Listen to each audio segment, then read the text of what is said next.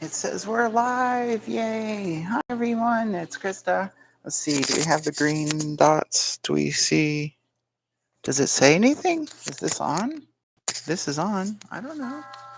I better check on my phone. We sure love technology, don't we? Let's check the phone. It's been a day already. All right, we're tuning in. We are here. Totally cool. Yay. All right. Close this. Close that. We are here. Totally cool. Yay. All right. Shut me up. Okay. All right. Good Monday morning.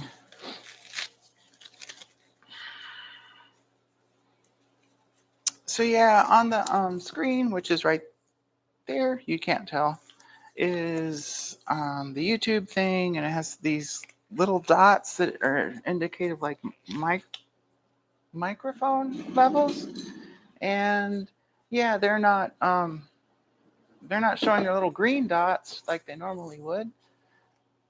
All right, this is the tank we're gonna prep today.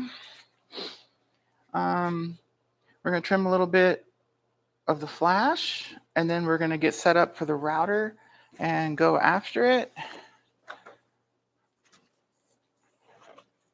Here's the toolkit for this tank. I'll put it over here.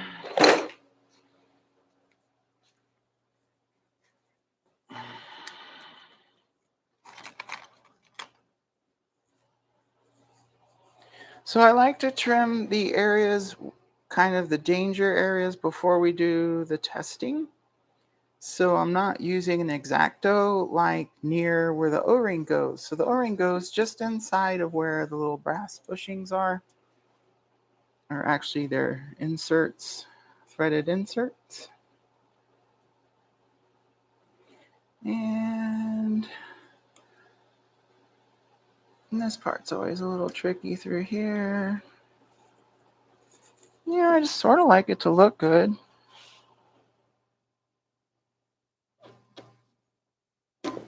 There we go.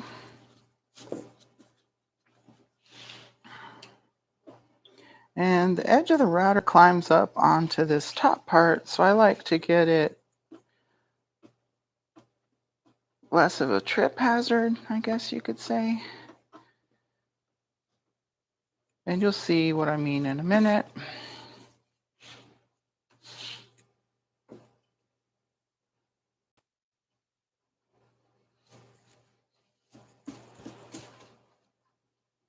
This insert's raised up a little bit, these two maybe, so we might end up needing to trim those, which is kind of normal.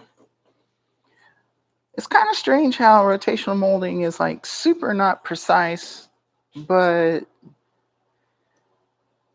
like kind of lately, something about how we've been making these tanks, we haven't needed to grind those down as frequently. There aren't really any changes. We use the same burn recipe and everything as every time. This, what looks like a hole here, this round thing, that is not centered on the rest of this, and it is not where the hole needs to go, which is why we use a router there. Okay, put the knife down. We're going to use that plate, and we need a 4mm wrench right here. I should say a 4mm key to be more semantically correct.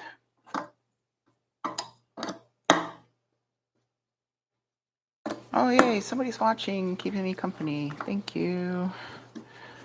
Make sure I get work done. All right, we're gonna get hearing protection for me.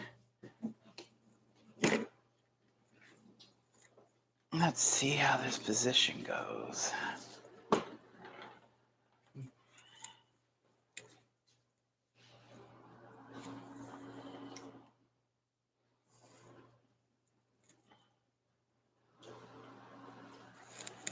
Try not to drop my phone on the floor. Maybe. All right, that works.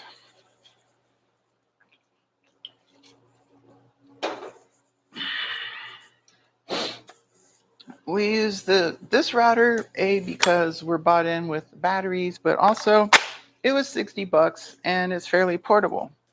A lot easier than the big crazy Bosch one we had before.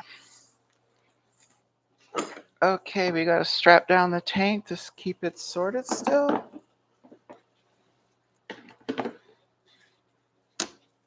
Oh, this angle kind of sucks on the camera.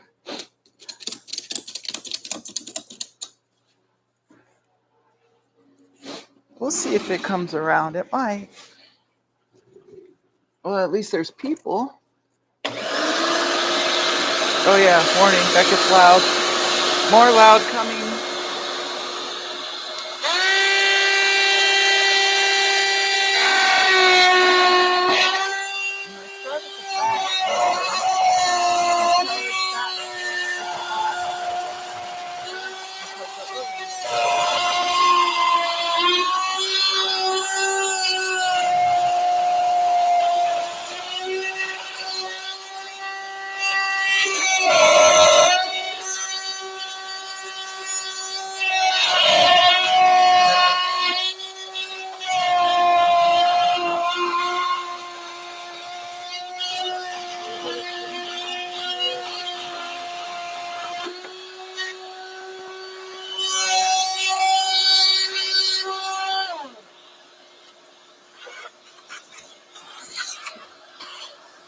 Okay, I need to hit these two corners a little bit more to do a better job.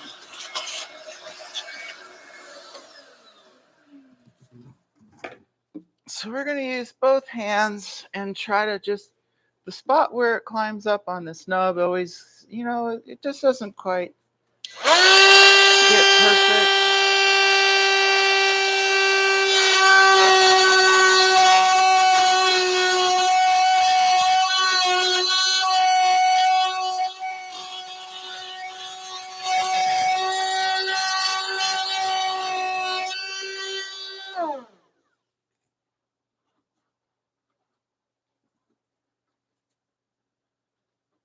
That is great. Okay.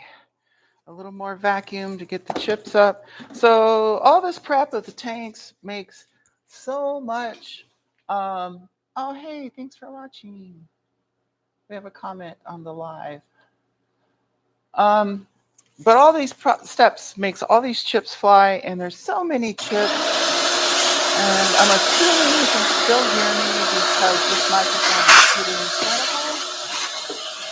But there's so many chips and so much static electricity that there's still going to be chips. So much extra in the tank, but I really do like that to make that as little as possible.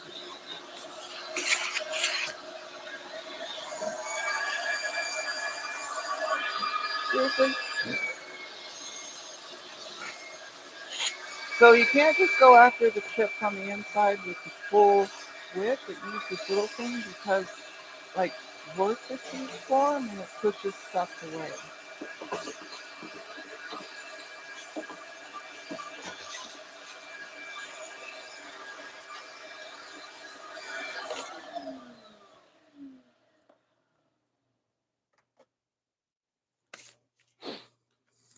All right, a minute of quiet.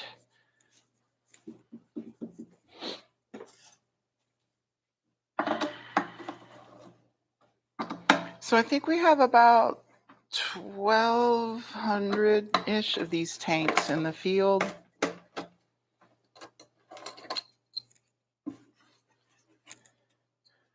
It's been a wildly popular product, kind of exceeding expectations, which is pretty great.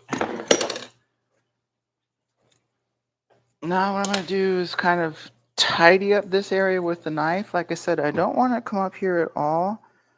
Like once we've tested this tank, if I do something and slip, we have to test again and again and again to make sure the tank didn't suffer because of my clumsiness, I guess you could say.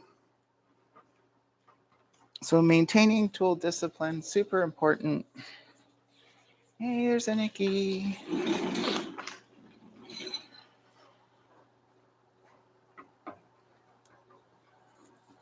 I have done all kinds of mistakes you can make driving across where the O-ring goes, and it takes a while to fix them. I think when Reddit had their videos there was one or two where I made a mistake and I had to fix it.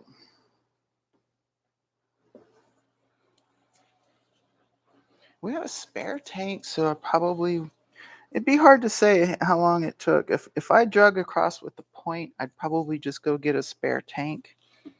If it was some other kind of minor thing, you can sand those out or file them out pretty quickly, but something about the tip of the X-Acto really, really just puts a number where an O-ring goes. All right, so now we're going to deal with this end. And we have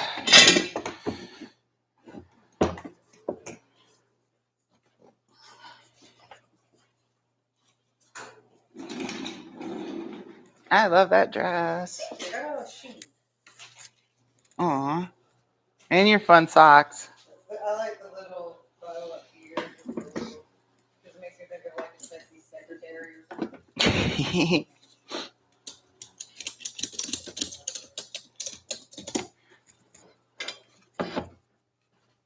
All right, so that just kind of helps hold it still. Now let's do our trimming again around here.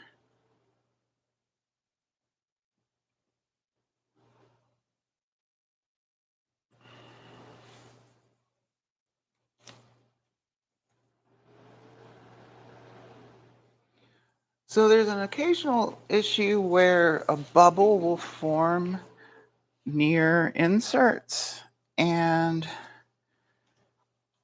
they're purely cosmetic unless they happen to show up where O-rings need to go, and then we can't sell that tank. So bubble sounds like a terrible thing, but what it actually is that it forms as the plastic is making its layer, and it doesn't affect the thickness. It just pushes up like the entirety of the plastic away from the mold where the bubble happens.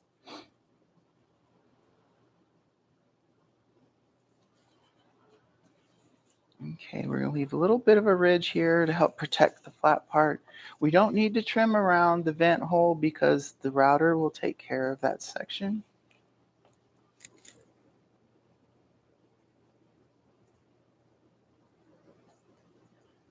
I'm used to all the suspects and what they look like, and very happy we don't have to deal with that. The workaround is that you put RTV on the tool, on the mold, around those inserts.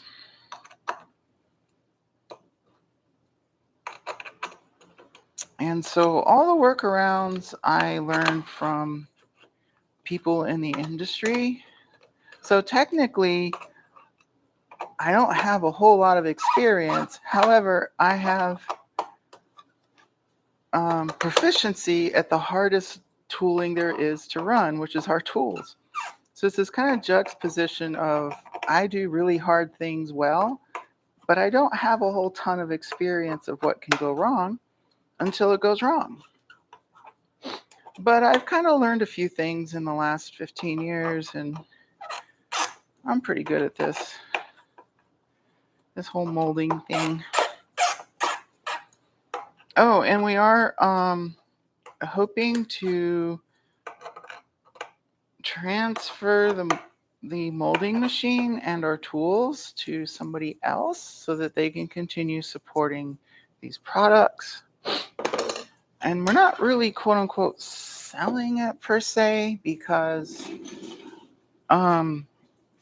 we just need someone to take over making the products, They're profitable. They're not big numbers profitable, but they're pretty profitable, worth doing. But we're going to be getting out of our space, and I'm kind of old enough. I don't think I'm going to be moving this machine and setting it up for me. I want to move it and set it up for somebody else. So it's like you figure 10 grand to get it moved, and then you pay for me to come out, and I'll make sure it's working for you, because I love this machine. I put a lot of time into it, and it would be great to help someone else carry on. And it comes with all the tools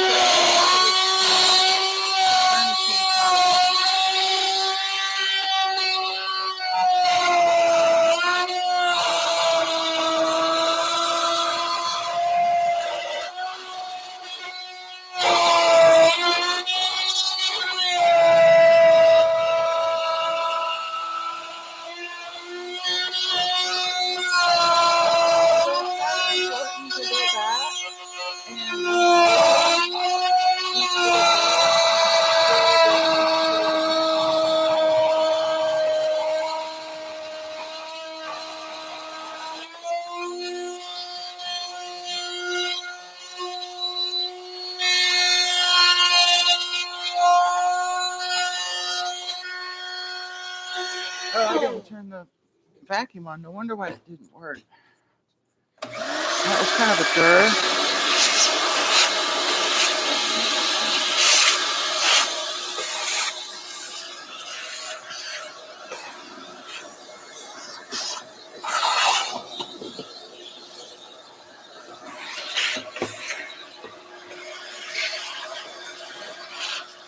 I'm slapping my gums and distracting myself.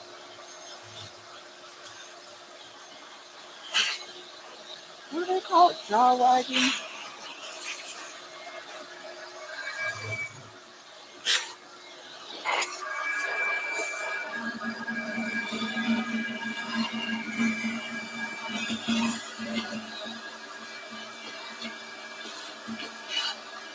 I have a pretty good idea of how many chips normally end up inside when we're done, so it'll be a good test to see if there's a lot more than normal.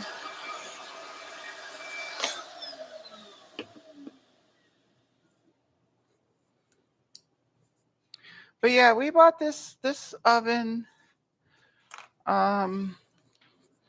It was in a parking lot for like a decade, and the company who was best at making our tanks in LA, they were the ones who built this oven, and then they sold it to this guy who never used it. And then we moved out here to Georgia, and honestly, our tanks really are tough to run, so we couldn't get anyone to do the production for us. Because pretty much, in order to make our tank, you have to stop making everything else you're making money on.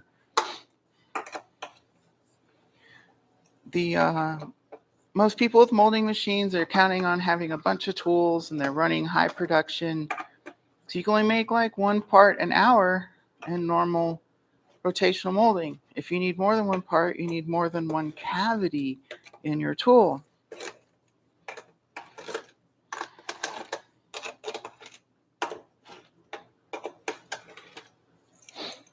So they're used to banging out their production, and definitely not used to having to put 40 inserts into a tank.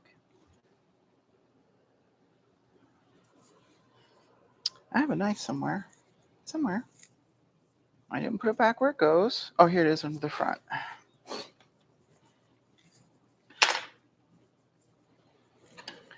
So a little bit more trimming around this fuel flange. So it's got a little bit of a raised edge. I just like to take that off.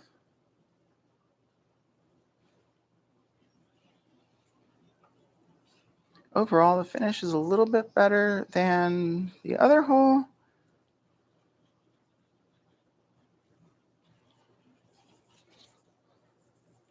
This is where like the tool discipline is super important. Usually if I'm going to skip out and drag across the surface, it's down here. And there was, like, I did it once and I just cried. I was just so disappointed with myself.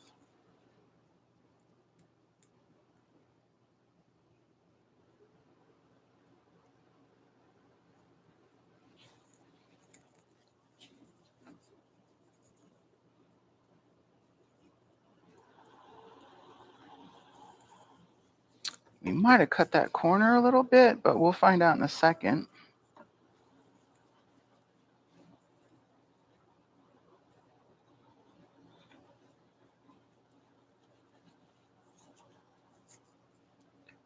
All right, let's go after some more chips.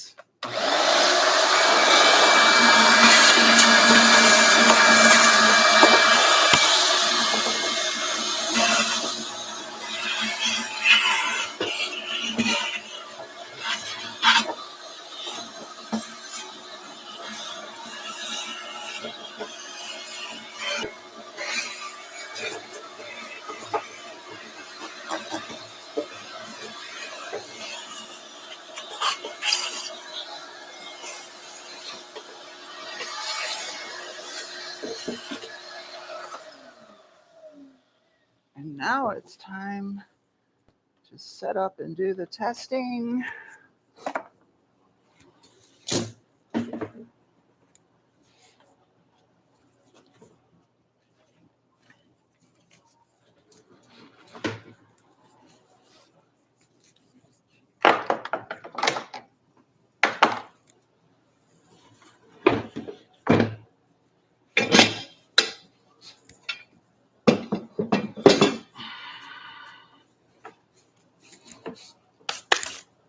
Lots of static. Jeez, it never goes away. Okay.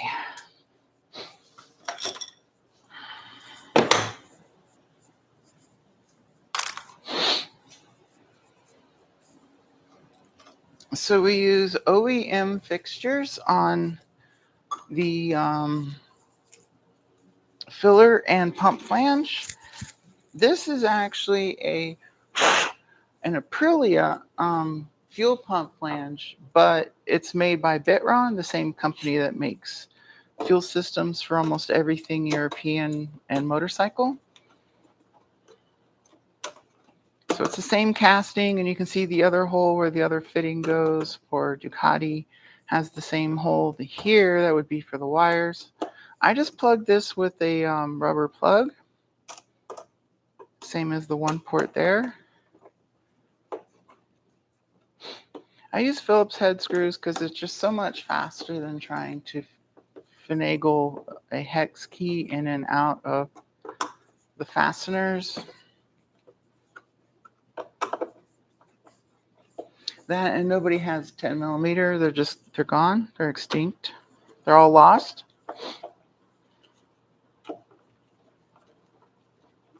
Even though, if I recall right, well, see, these are 5, so they'd have an 8 millimeter, not a 10. So I guess, you could get them on and off with an 8 millimeter because those still exist.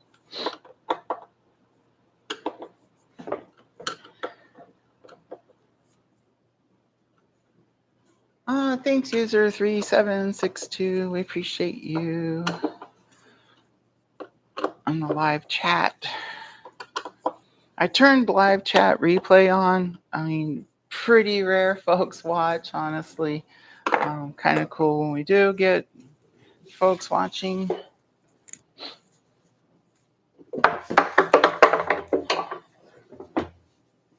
And there's a goodly number of chips inside, and those are the 2 blanks you heard bouncing.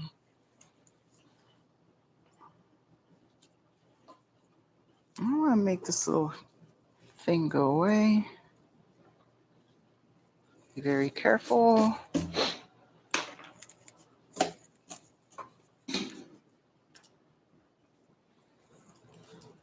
So yeah, when you look at the fuel flange, the first thing you want to do is turn it over. But if you're not prepared, all the screws go flying. And I've even made all the screws go flying way more often than a person should admit.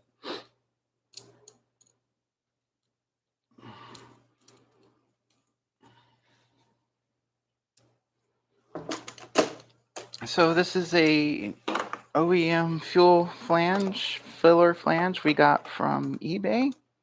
So you don't ever tighten all of these at the same time. You just get each one started. And then when they're all engaged, you can go around and tighten them. This tank, holy crap, these are perfect. There's no fighting between any of the screws, which is pretty rare. Normally this one gets pretty tight. It must be in a poor position on the mold. But that's part of why we use OEM parts, because we can verify. And so we do have cooling fixtures with screws to help keep these located where they belong during that critical first cooling. So the molds are oversized by 2%, and that includes the spacing between things. So lots of guesswork goes into getting that right. And we did pretty great on this one. It didn't need much repairing. All right, I'm gonna go turn the air compressor on so we can pressurize this tank. It's just around behind the wall where you can't see.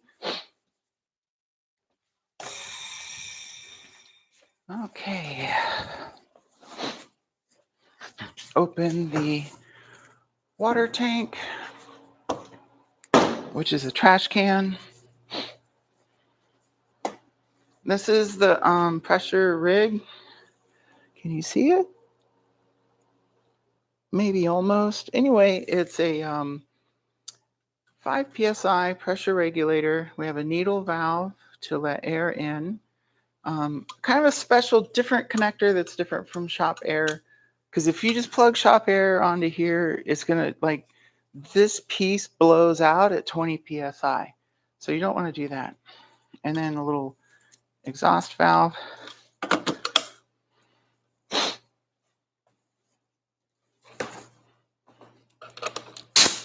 So we put 2 to 3 psi in, and it's plenty to find any leaks.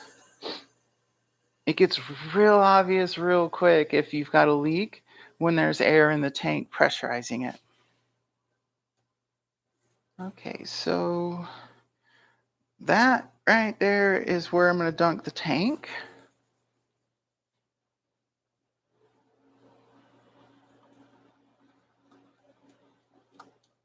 Close the needle valve. You can't see. Close the main valve.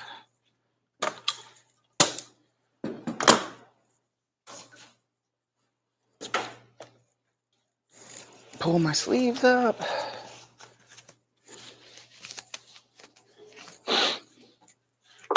And we make sure it doesn't leak anywhere.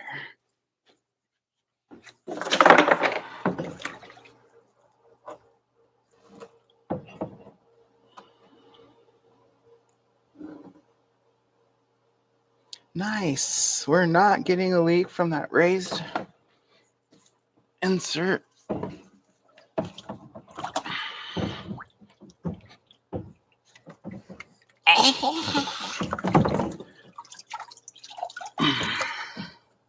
Alright, so we're just looking for bubbles right now. Actually, I think I've not had any inserts blow out.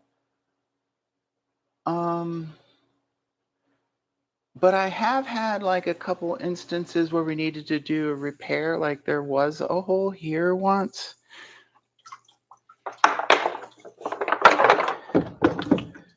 And I needed to fix the mold for that. So it's good to get the experience from when something does go wrong, because then you see and know and have better confidence in what you're looking at. So I'm just watching for bubbles. And there aren't any, and that's great. I'll go ahead and push it down as far as I can just to see. Actually, if I recall, there was a leak up here because there was a dent in the mold. They dropped the tool, and where the flange met, it had a little bitty dent, and it would let an air leak happen during molding. Okay, point you back down here.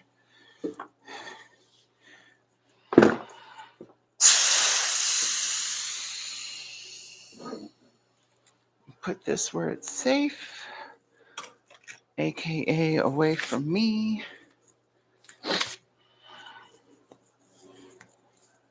All right, we'll grab another set of gloves.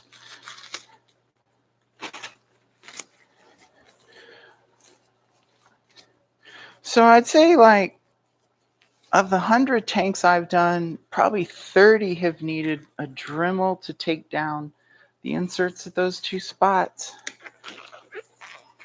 So it's not like it's rare, but also it's not like I'm expecting it to be a problem. So we have a pretty good system going on our bake recipe. So yeah, too, like if you get our molding machine, you get turnkey 4 different products. We sold, like, I think $90,000 worth.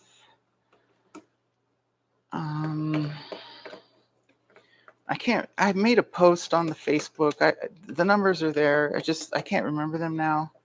But, like, we paid 25 grand for the oven, and then we paid 10 grand to move it across the country.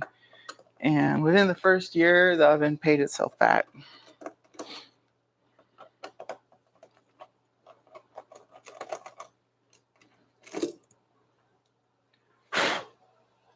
So yeah, when we move out of this space, it'd be pretty great to get someone who loves the brand and, likes kind of good, hard, but not that hard work. And I think that has another chemical on it. There we go. So damp rags are great for getting chips out from the inside. So we'll do that too.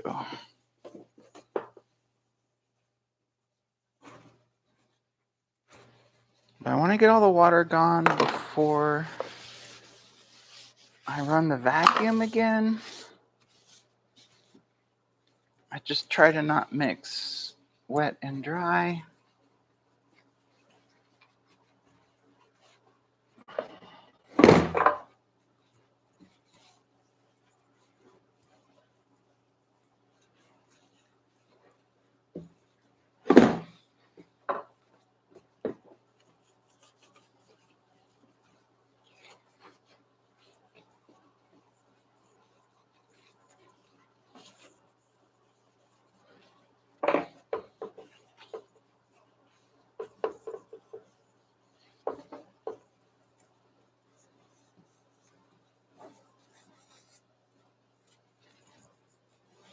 So yeah, there's lots of videos between this channel and my personal channel, If Life Was Easy. And that one has just a lot more random content of the crazy stuff I'm up to. This channel, I try to keep only about things related to Ducati directly. And I try not to get too political on this channel. I mean, there's a place if folks care, I can point you that way.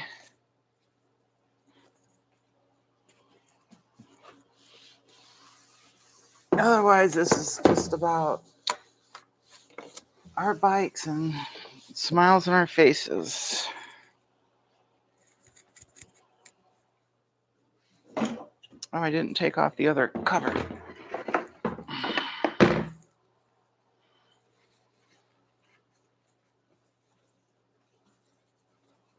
This is where we get everything out of the tank. It's kind of hard for some reason to shake things out of the front, but we can from the back.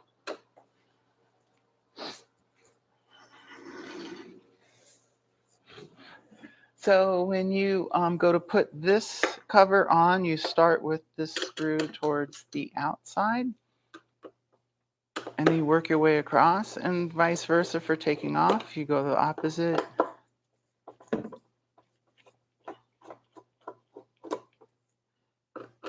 There have been times we've had to Dremel these inserts. I don't know what we did wrong, because I keep a recipe for the bakes. Who knows?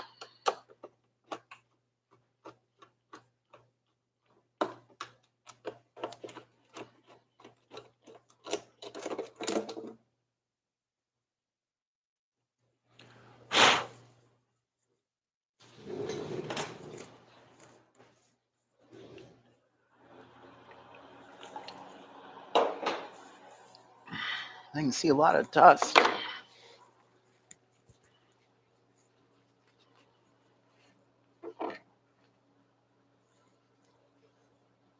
So all that dark stuff was just chilling out by the opening. There's going to be a lot. That's just how it is. It's like concrete people saying, well, your concrete's going to crack. Well, there's going to be chips. There's always more chips.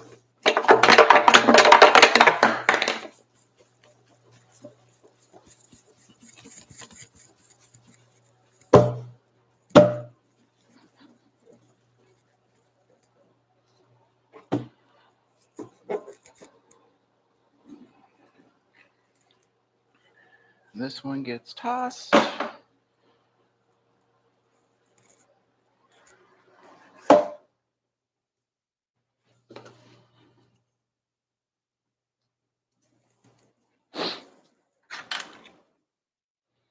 We usually keep the plug or the blank from the fuel flange.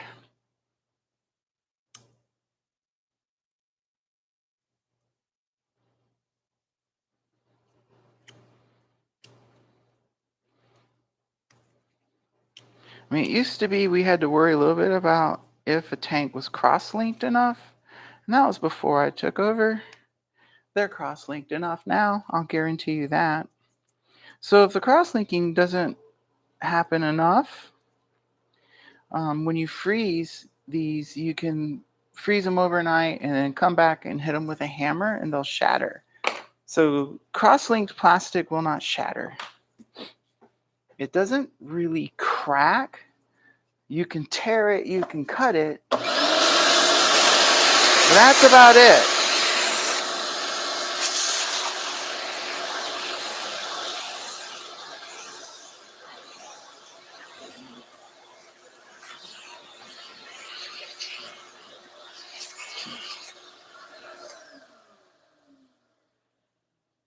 Okay. We can put the router away. Now we're going to lower you down so that you're a little closer to where I'm working as I cut the tank.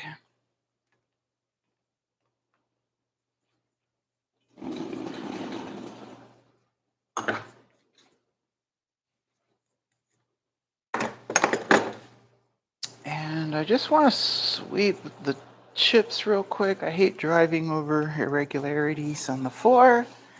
OCD. Navy OCD.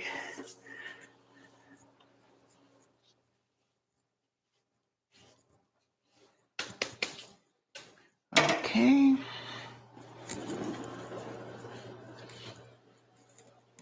We get our binoculars so we can see what's happening.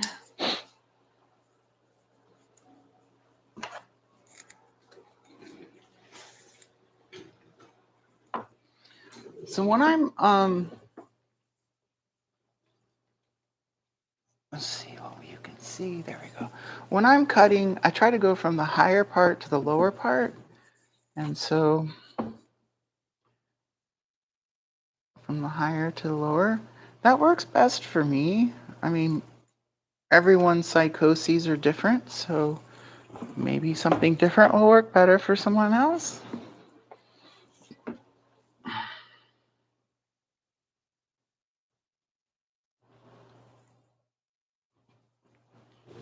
But the tank's good, so now we're just going around making it publicly acceptable, I guess you could say. Like all these little edges, some of them can be pretty dang sharp and actually cut through my glove.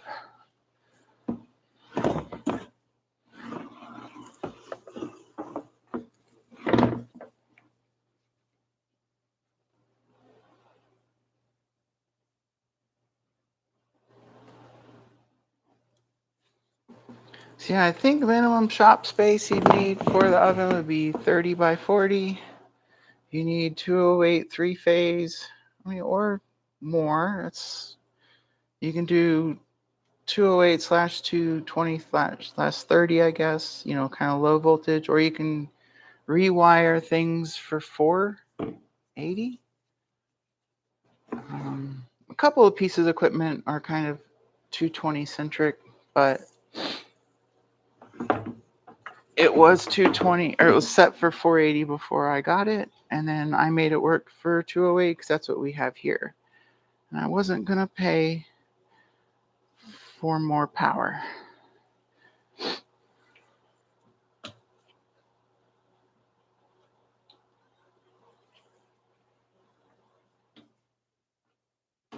It doesn't use much gas, believe it or not. It's like $20 to run a bake cycle.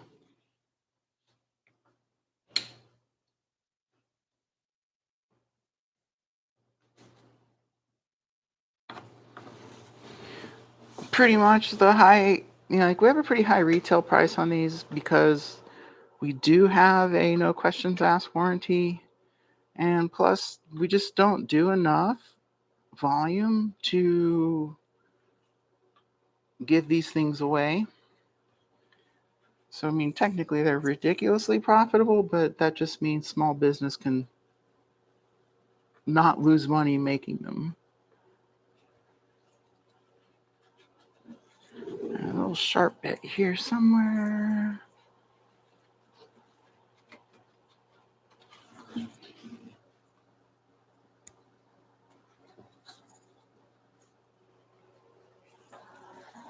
The goofy part about the raised up versus not raised up side is that it can change. Especially this mold's a little bit tricky because it's so long you can't quite get to all of it.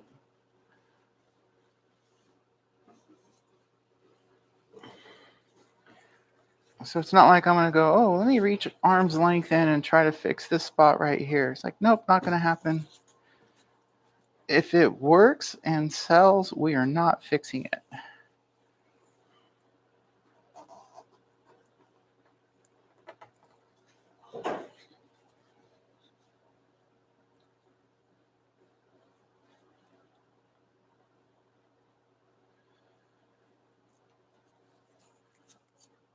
Oh no, with my glasses, I can't tell if anyone's still watching. Oh no, my fragile ego.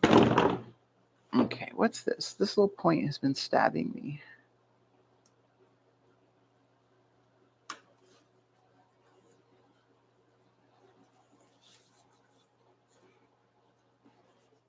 So every place there's anything on the mold, it shows up in the part.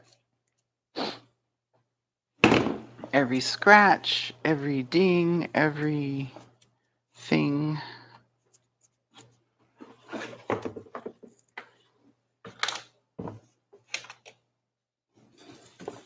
In fact, I don't even know if it would show. Can I even see it now? I guess a little bit. So I don't know if you can tell, but like through here, it almost looks like the surface is more rough here and here than the other side. And I think it was this side I had to do work on because they had a little bit of a negative draft. So I had to go after it with files and rough sandpaper. And then I just kind of got the finish to where I liked it. And it didn't really occur to me I should mess with the other side to make it look kind of the same state. So there's a little bit of difference there you can see. Just a little bit of reality. So yeah, the surface is technically perfectly smooth. It's just exactly mirroring what you see in the surface of the tool.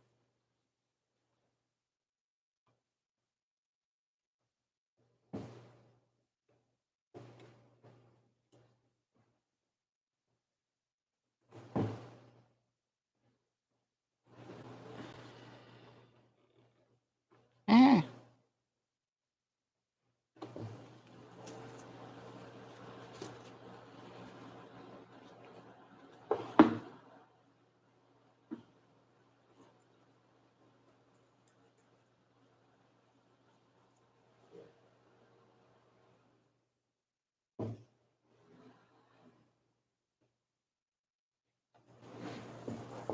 Trimming's pretty boring. It takes the longest, it's the most tedious, but you gotta do it.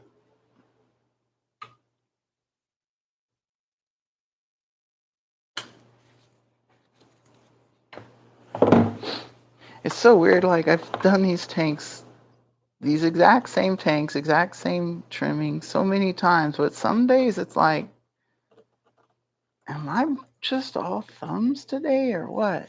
And then other days I'm like, whip, whip, whip, whip, done.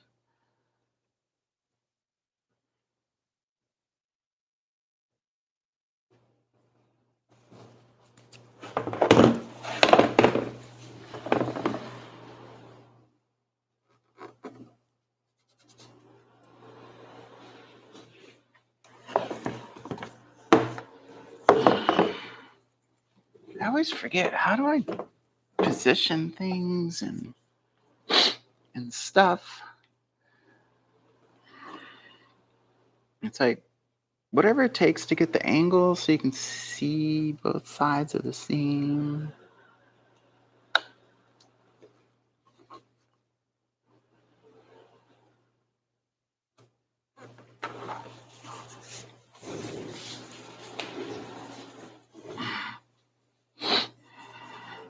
So most of the time I use my off hand to push and my holding hand just to change the angle.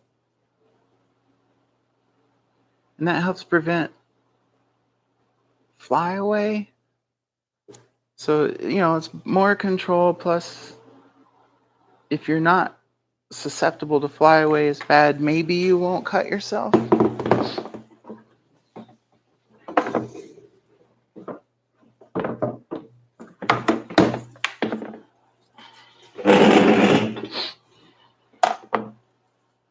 Okay, you're looking over my shoulder.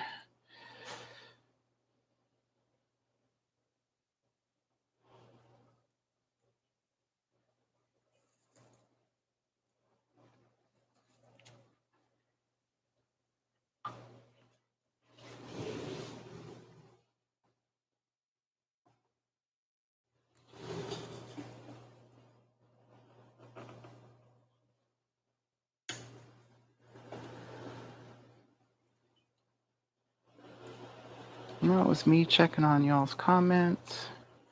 And this part here is a little fun and tricky because it's like a triple compound curved area, and then there's a seam right in the middle of it.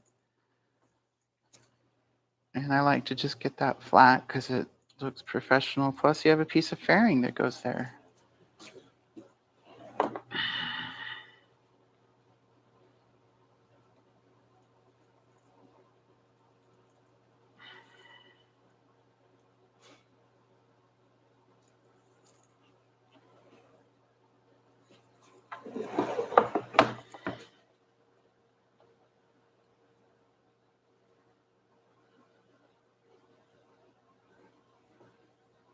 Am I trying to dig into something?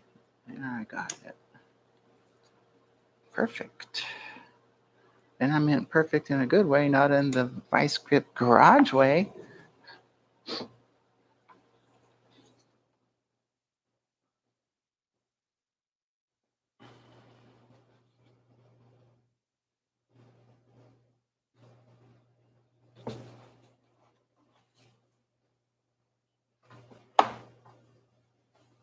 What else? So we have 4 tools. We have 4 products.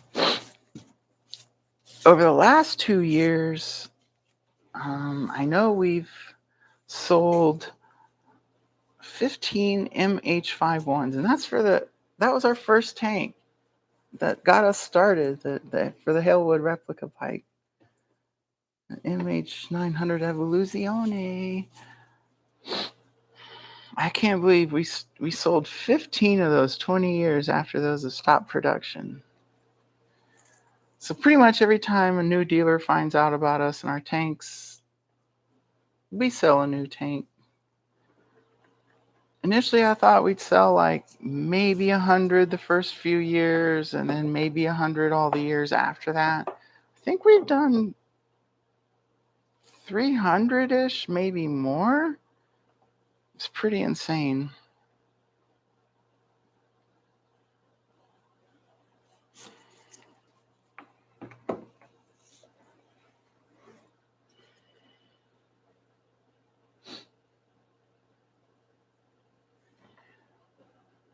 So I've been the whole tour of the industry. I started as a black box tool owner. Didn't know anything about the tool, just, hey, I want a tank. And then now I'm the tool maintainer, I'm the molder.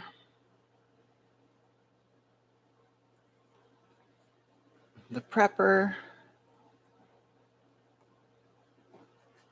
The other cool thing about like if you get this oven from us is that you're gonna learn how to do like 100% part yield. And that's just something, if you say that to a rotational molder, their eyes will glaze over and not believe you. Because they're just like, yeah, we're used to something going wrong and 10% of the parts being bad. No, we don't do that here. I don't have time for that. So do it right the first time. And with the process and procedures and the system I came up with, I made it to where your success rate is almost guaranteed. When parts do come out bad, it's not because of operator error, which is the usual reason. It'll be because there's a problem with the tool that needs addressing, or just a problem that needs addressing. The other option is like sometimes after doing mold release, the first tank will be bad if there's too much mold release. So this tank, it would only matter if the bad part from the mold release is where an O-ring goes, because then it wouldn't seal. But like this corner here has a little bit of wonkiness because the mold release was here, and as the plastic flowed in and around, it kind of formed a bubble. And so it's not attractive, but it doesn't affect the thickness of the tank or how strong it is or anything.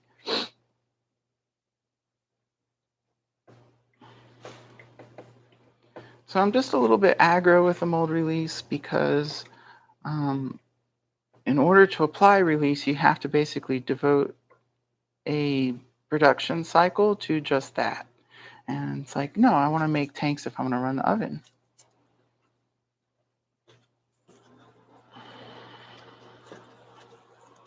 And then this front piece kind of collects in those 2 points, those 4 points where the mount is. Yeah, there's a little bit on here too. The thing that normally happens is it's the same thing. It's called coining, but if it's in the middle somewhere, it'll just look like a bubble, and it's just on the surface. So unless it's where you need the surface to look good, it doesn't matter. All right, where did I miss? Okay, there's a little dot here. A little bit of flash there. Stay away from there. Oh, I have to do the top. Okay.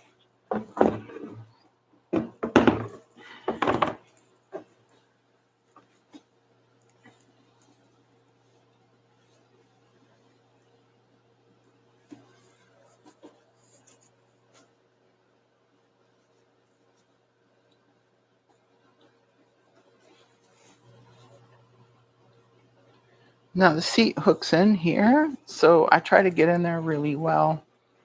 Get rid of the flash. So there's a little bit of unevenness between the two molds, so I try to make the on-ramp really nice and even.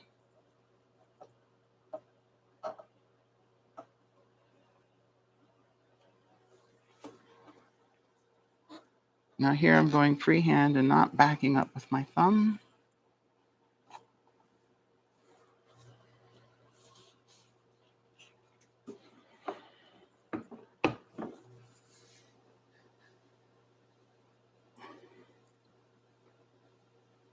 Keep me. All right.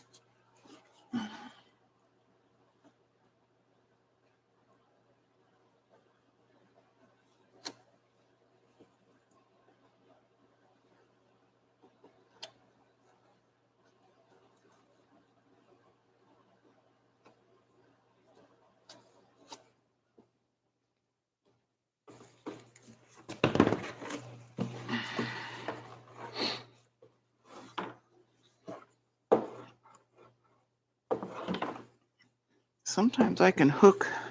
There we go. What can I see? Ish.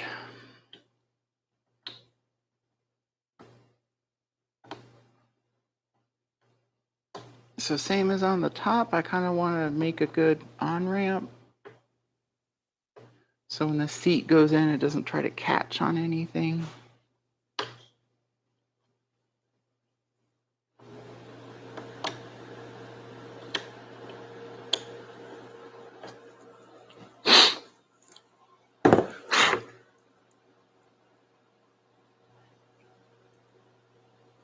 So what's the story?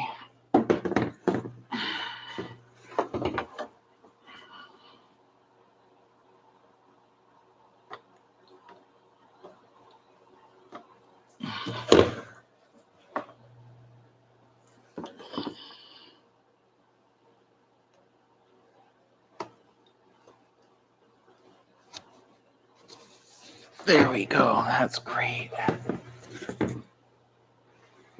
Now we'll round off the back of this, I don't know, curve.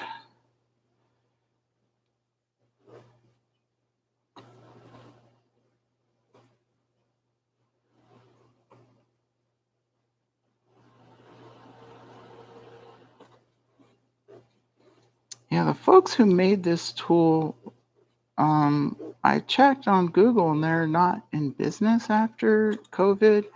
And I don't know if that's because maybe they say maybe if they closed up their shop and then, Dad retired and then maybe Dean went to go work for someone else. I don't know. But it was Trend Tooling. I think in Gardena. It was up where the 110 and 115 meet, I think. It's kind of like middle LA.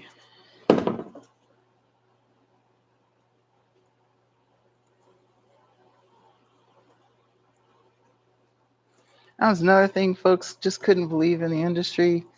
So we had our second molder was Jacobson Plastics in Long Beach.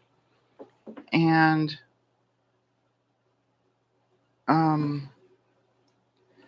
he just couldn't believe, like, I showed up personally to pick up tanks.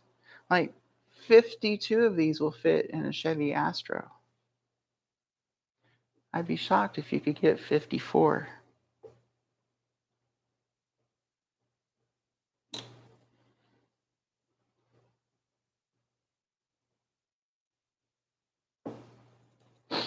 And then we were talking about the problems actually that were at the filler where that smooth part was. They were having issues with what we were trying to do before. So I was like, well, what if I just make an aluminum plug and that fits in there and it bolts in and that's it and it's done. And they said, oh, that'd be great. It's like, okay, I'll come up. Actually, I was up there talking about it, wanting to see what it was. And I was like, all right, well, I'll load the mold up and I'll go take care of that and I'll be back. And he's like, okay. So I go home to San Diego and I worked on that until like 1 or 2 a.m. You don't drive anywhere from San Diego to LA in morning traffic. So I slept in a little and hit the road. I come back the next day. He's like, oh, hey, you're here. What's up? I'm like, well, I'm back with my tool. He's like, what? I'm like, yeah, that change we were talking about. I brought it back. He goes, nobody does that. I'm like, what do you mean? He's like, it's going to be weeks. That's normal. I'm like, no, I got orders waiting. I mean, I got money to make. I ain't got weeks for this stuff, this S stuff. And he was like, dang. If I recall, Ed Milich's shop is right there too. In Long Beach. Drove by it, getting to them from 405. Does that make sense? I forget. It's been too long. And they started running into quality issues. They were trying to keep their profitability up, and they didn't really want to keep doing our tanks. So they found Mod Roto in La Mirada, middle of LA, right above Anaheim. So they were right off I-5, right above 60? 90, the 90 freeway. 90? That lowest one that goes across to Corona. Wow, I can't remember anymore. I'm kind of so happy about that. That makes me glad I forget. Most people get old and are grumpy about forgetting things. I'm not grumpy about forgetting the suck that was LA traffic.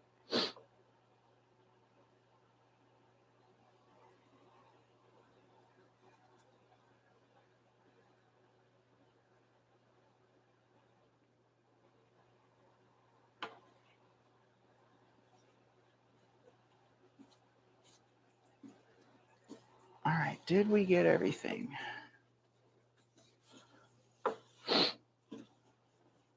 Yeah, that kicked Mark's ass. I was back the next day. Like, hey, what are you doing? And people there really had pretty good respect for me, I think, after that, because they didn't really see tool owners ever. And then I cared about the people, and like, I thank the ladies for working on our tanks. They were crazy mad fast with our tanks and trimming. Okay. Next up is going to be flaming. I want to work a little more on getting more chips out.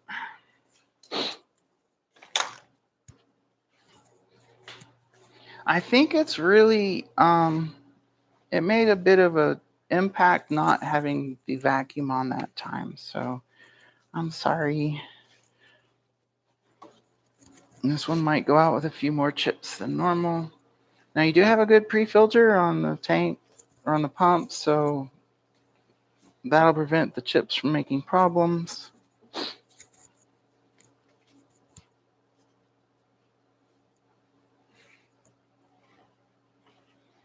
I'm honestly not sure anything you can do to get the chips out 100%. Like, kind of best thing you can do is bounce the tank. I guess move you back some, like that. You can kind of bounce the tank, and that helps dislodge it. Then the chips fall down, and then you can shake it with that opening being the recipient. But definitely the damp rag gets them the best.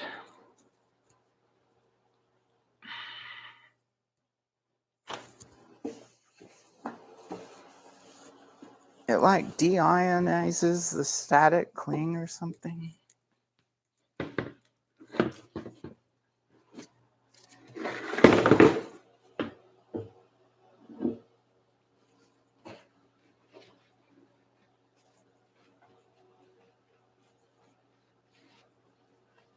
If you have skinny enough people, you can get them to shove their hand through the opening and reach in.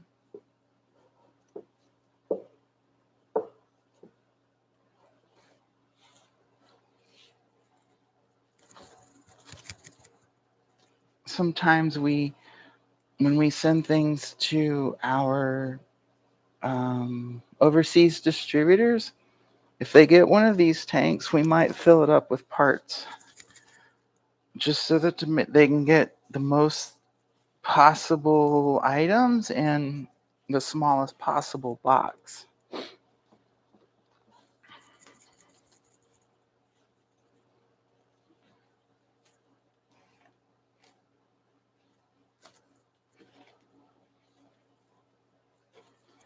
The one I won't do that for is the MH tank. Its shape's too complex and you might lose stuff. All right, next step, flaming. So we're gonna raise the camera back up, give you a wider view.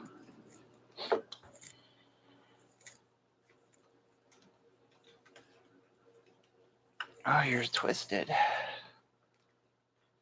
Let's make you normal-ish. Okay. That's the flame cart. So we'll get our drink and our tool tray out of it.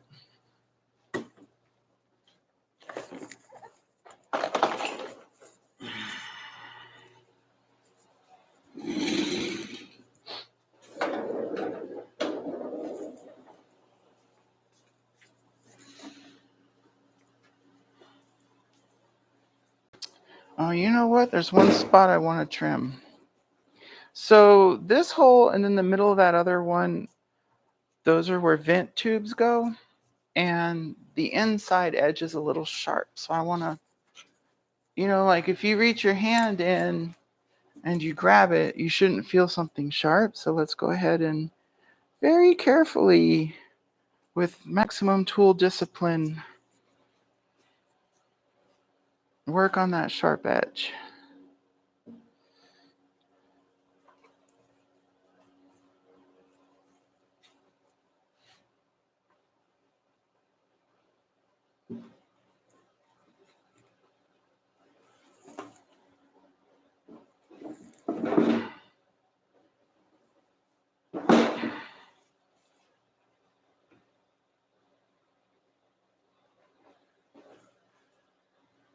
Okay. Oh, I can actually show you on this piece here. So this is the inside of where the fuel flange goes. And you can see it's kind of raised up and it has little spiky doos or whatever's. So the outside really does take on the finish. That's the mold. And then the inside is this smooth. Just the plastic flows in its glass state. And then it makes for a smooth, continuous inside. Okay, one more little spot I want to get right here. Okay. All right, that's good enough. Let's keep the knife away from the shiny tank. So this is just a standard propane bottle.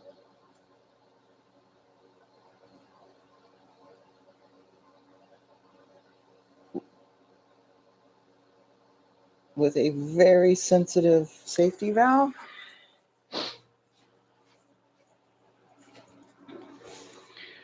Over the last couple of years, these stupid safety valves have gotten pretty obnoxious. I probably should get a regulator and put on this.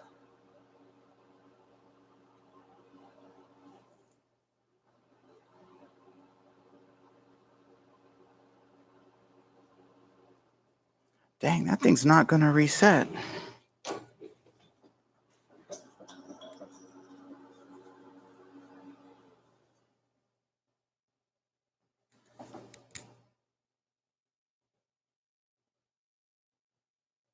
There we go.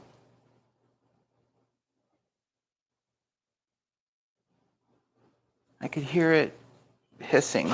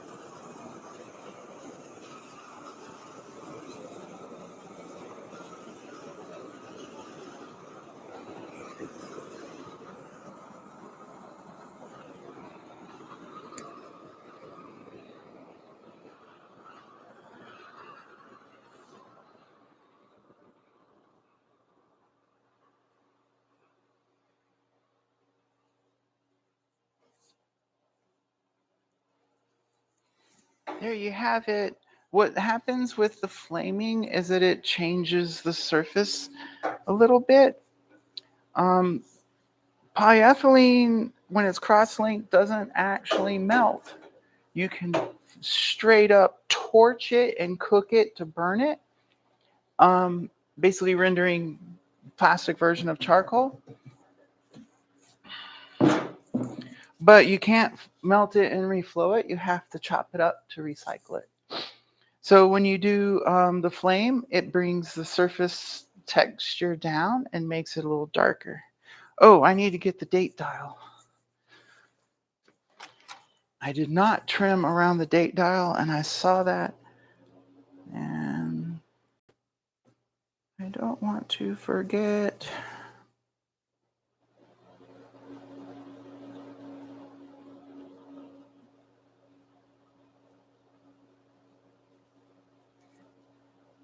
All right, no sharp edges. All right, there we go. Now I'm going to take a break, and then after the break is when I do.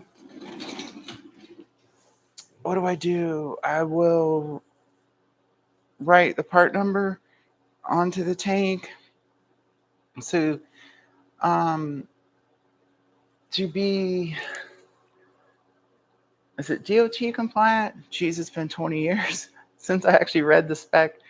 You have to have the part number, the country of manufacturer, and then the year of manufacture as well as the capacity. So I'll write on here HM69, 6.4 gallons, made in USA, pressure tested.